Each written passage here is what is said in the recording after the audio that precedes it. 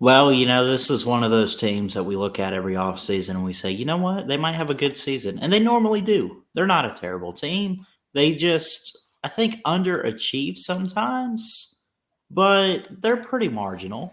Going to be looking today at the 2020 college football season. Again, going through, based on conference, going through the SEC, looking at the Kentucky Wildcats and Mark Stoops. Let's go.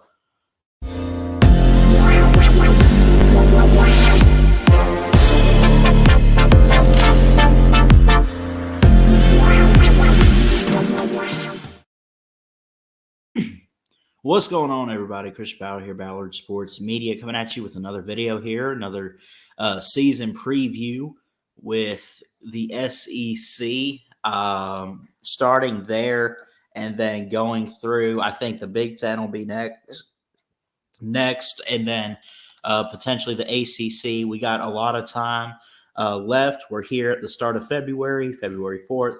And of course, as we know, I mean, the season starts in late August, early September. So we still got about maybe six more months of the off season, plenty of time to go through and knock out some team previews. My goal is to get through every Power Five team.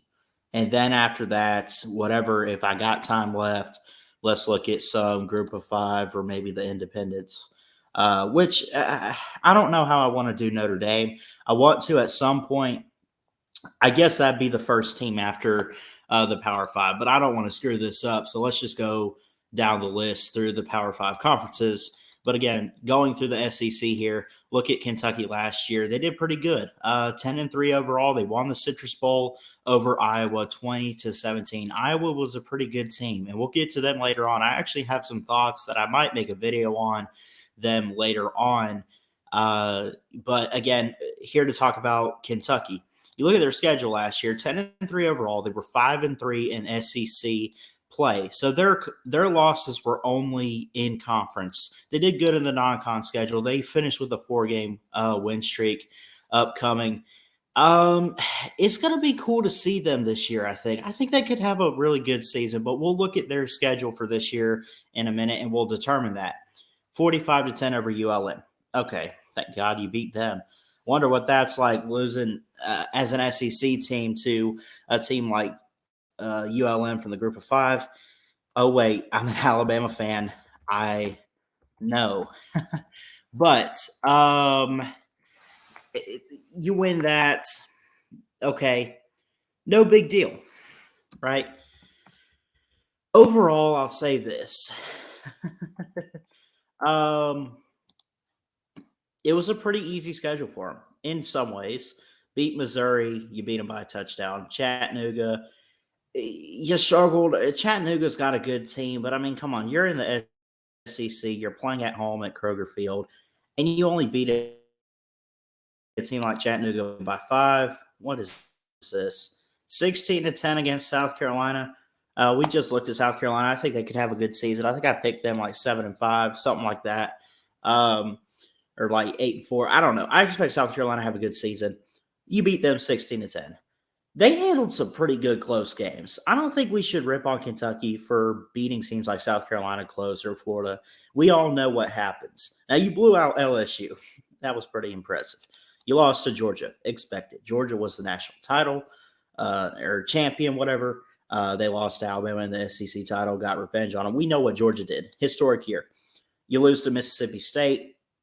31-17. I would have thought that game would have been just a little bit closer. I don't know why, but Mississippi State and Will Rogers and everybody over there and what Mike Leach is doing, I think is pretty good. That's not too bad of a loss. You lose to the Vols. You lose by 3 at home.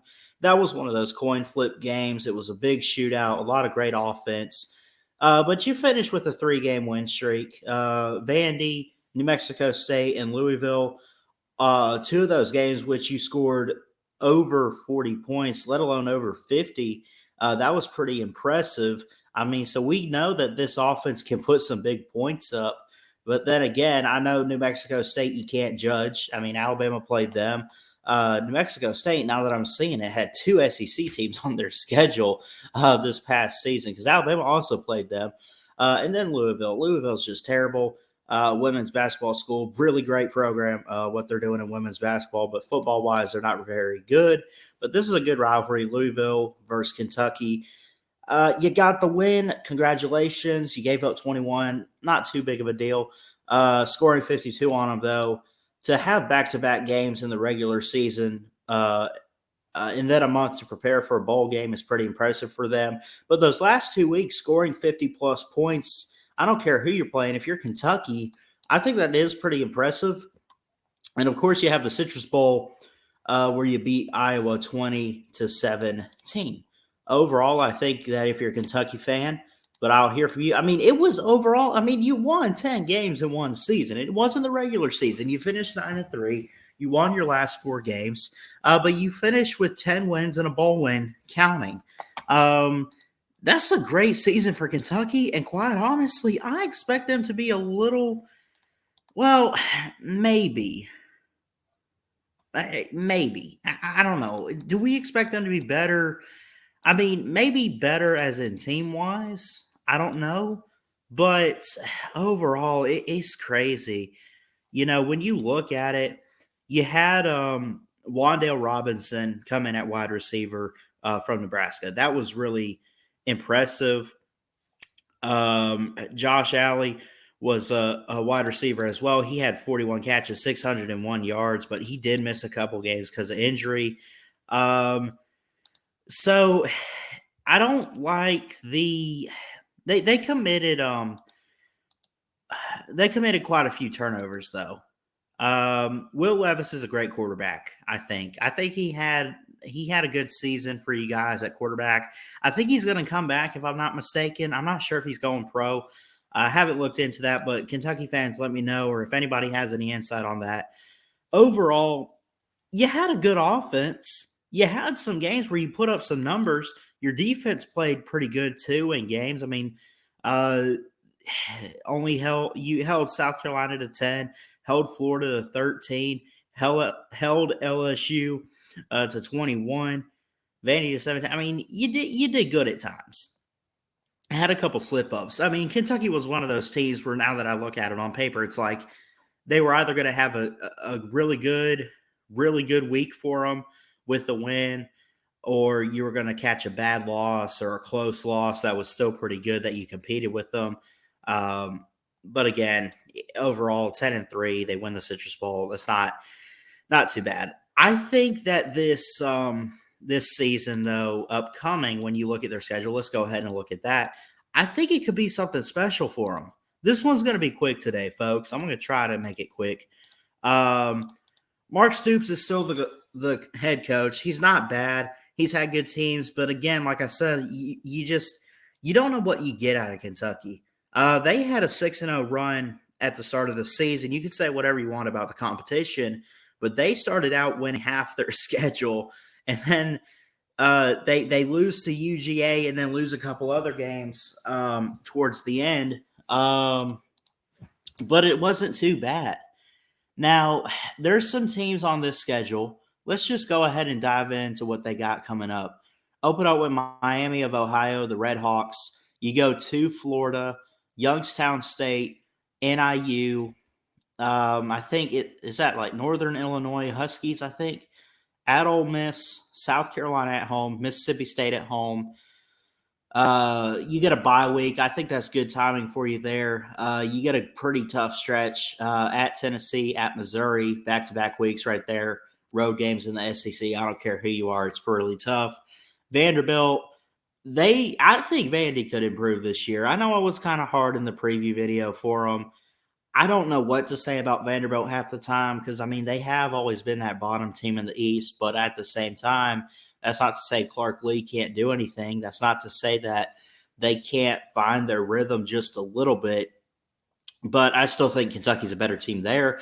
Georgia, we know about them. They do lose quite a bit. I don't expect them to repeat as champs or anything, but it's still Kirby Smart in Georgia. I know I've said some things every now and then, but I love what he's done with the program. you cannot deny greatness. Kirby's built a great team, and Georgia, you could probably go ahead and call that a loss. But again, we'll see. I mean, you finish out with 3 straight home games to close the season, and of course, your rival in Louisville, which we'll get to the ACC later on, but Louisville could be an interesting and improved team this upcoming season. Overall, is this favorable for Kentucky? Um, it's so weird. Possible trap games that I have, the only one is Louisville. And again, I don't know what to expect about them and Scott Satterfield. Um, I'll have to look at it. I really don't have much insight or intel on Louisville at all. I won't know until I look at them. I don't watch Louisville. Nothing against them, but you know what I'm saying? Like, I can't tell you. I only put that there because it's a rivalry game. You can't sleep on that, right? The games where I think they'll be underdogs, and I think they could be. I think they could be favored for the most part. They'll be favored over Miami of Ohio, Youngstown State. Are they favored against South Carolina? That's one of those where what are those teams going to be record wise going into October?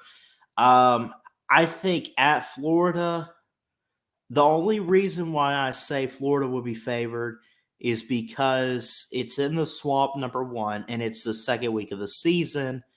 Um, and I think I picked Florida. Double check real quick because they open up with a big time school. They open up with Utah. I think I picked Utah to go to the swamp and get them. So maybe Florida's coming off a loss there, right? Second week of the season, they host Kentucky. That being said, Florida, they got a good stretch to start good outside of the Utah opener. I'm just going to go ahead and say it, and I said it in the Florida video. I think Florida's going to win this game since it's in the swamp. If it's in Lexington, that's another story, and maybe that's a little different. So Kentucky, they're 1-0. Then I think they go 1-1. I think Florida gets it done there. Youngstown State should have no problem. Northern Illinois should have no problem. At Ole Miss, Oxford. I think I saw rumors. JT Daniels went to the Ole Miss, if I'm not mistaken, didn't he? That's at least what they were saying. But I don't think that's official.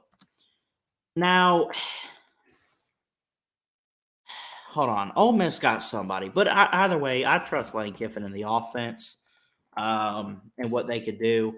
Matt Corral's gone. We'll look at them later on, of course. We'll look at the Rebels. But again, early on, when in doubt, because I don't know. I haven't looked at all these teams yet. Ole Miss was an amazing offense and a great team last year. They lose quite a bit, but you still got Lane Kiffin, and they're recruiting okay. They bring a lot back still. When in doubt, I picked the home team, and in this case, it is in Oxford. I don't know. I just have a feeling Lane Kiffin has a better offensive mind than Mark Stoops, in my opinion. I think that they'll probably have some better weapons. That's more so a trap game, not for Kentucky. That's why I didn't put in the trap game column. That's more so a trap game for Ole Miss. Like, Kentucky could potentially get an upset on the road. I don't think it's going to happen.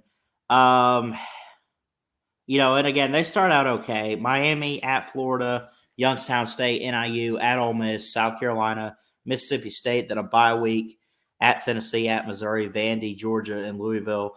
I'm going to say they drop Ole Miss. I'm going to say they do that. Then I do like South Carolina and Shane Beamer and everything they brought in, Austin Stogner, Spencer Rattler. I like South Carolina to maybe, I would not be surprised, and I know it sounds crazy, and I know it's a bold claim, but I've said this a little bit. They could potentially step their game up. They're not winning the East. That's Georgia's right now, obviously. But if we're going to sit here and say that it's still up for grabs behind Georgia, Don't be surprised if South Carolina gets enough SEC wins to boost their record a little bit, and maybe they finish second in the East. But again, that is a bit of a stretch. It's too early to tell. It's still, I mean, it's February, and I'm doing these for you, but I want to get all the Power Five teams throughout this offseason. We got a long way to go. That'll be a close game for sure, down to the wire, somewhere in the 20s, like a 26, 23, 24, 21, something, maybe a field goal. I just think South Carolina has a lot more, um, coming in. I think that they just have that kind of like I love Shane Beamer. I love his attitude. You can tell he cares. I just think South Carolina has a lot more going for them, at least for right now, in this off season. I think that it being in October, it's not even halfway through yet, almost. Um, it's it's something. Well, actually, that is really the halfway mark. It's the sixth game, but still, like, uh, I'm I'm going to say South Carolina goes in there. I think the spread's low. I don't know who's favored. It might be Kentucky, and even if I would expect that to be no more than maybe a touchdown line.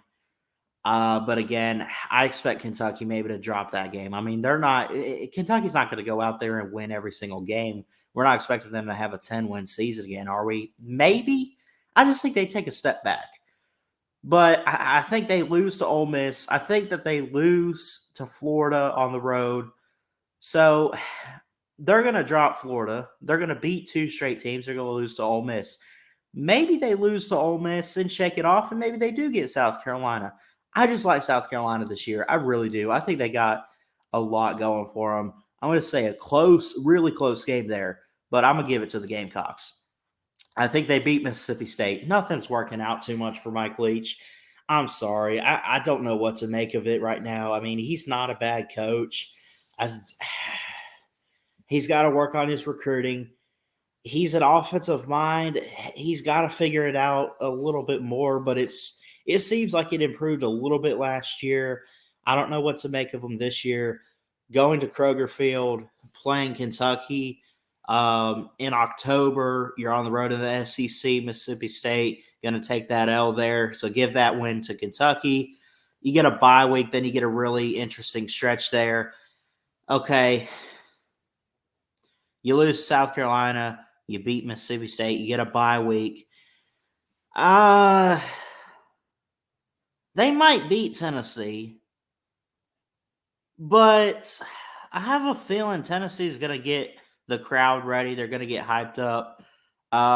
That'd be after for Tennessee in this case. That would be right after the Alabama game for them.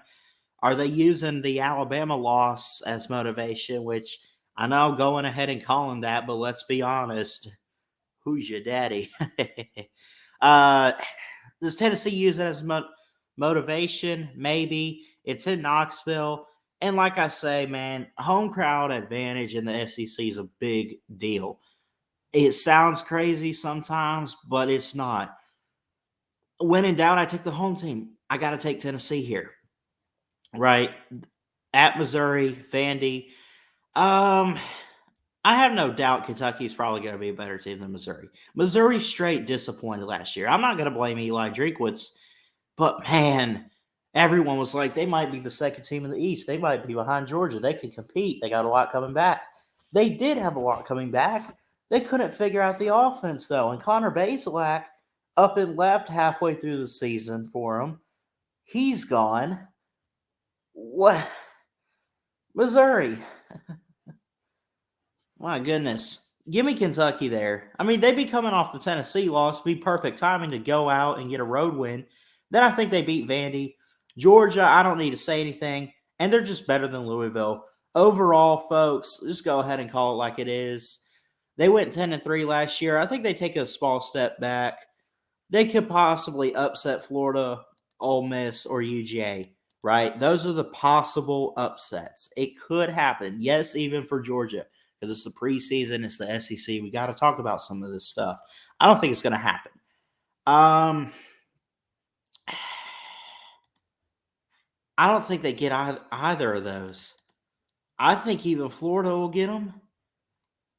That being said, 1, 2, 3, 4. I guess that makes it. I got them 7-5.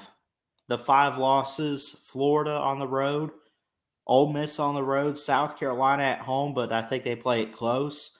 UGA, and then at Tennessee. Is 7-5 a good run for Kentucky? I mean, again, they went 10-3 overall last year. Um, they went 9-3 in the regular season. Like I said, I expect a step back, so maybe they win 2 less games. 7 wins is still getting you in the bowl game. It's not probably not going to be the Citrus Bowl. It's not New Year's Six. You're probably in the Belk Bowl or something.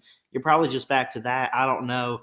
But, and again, criticize me and hate on me all you want to if you're a Kentucky fan. I don't know. Nothing but love and respect for you. I don't hate you. I don't hate Kentucky. Just calling it, in my opinion. I do like Mark Stoops. I think he can pull in some good players every now and then. But his recruiting is not, I mean, does anyone really talk about Kentucky and recruiting? Not really. They've had some good years. They've had some up and down moments. A few years ago, I mean, it was down to them in Georgia for the East, and Georgia whooped them. So, I mean, we know they can get in that position, but Kentucky's always so just unpredictable. I got them 7-5. It wouldn't surprise me if they pull a 9-3 or they win 10 games and maybe they drop only 2 out of nowhere. I mean, it could happen, but man, this is a weird schedule.